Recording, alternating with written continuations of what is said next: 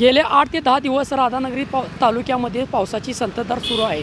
तर आता सध्या आपण आहोत काळामवाडीला जो रोड जाणार आहे त्या रोडपाशी आपण उभा आहोत। तर काल आमच्या BPNच्या माध्यमातून आम्ही एक बातमी प्रसिद्ध केली होती की दूधगंगा काळामवाडी या कॅनॉलमध्ये हुल्लडबाजी पर्यटक करताना बघितलं होतं आपण। याच अनुषंगाने आज आम्ही सांगू इच्छितो की आमच्या BPNच्या माध्यमातून सांगू इच्छितो की गेल्या वर्षी या कॅनॉलमध्ये 3 पर्यटकांना आपला जीव गमवावा लागला।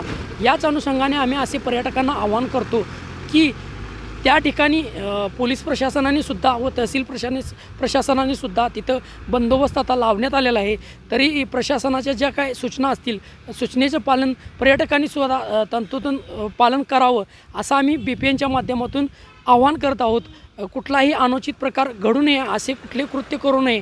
गेल्या वर्षी 3 पर्यटकांना आपला जीव गमवावा लागला, असं कुठलाही प्रकार घडू नये या माध्यमातून आम्ही BPNच्या माध्यमातून सुद्धा आम्ही हे पर्यटकांना आवाहन करत आहोत।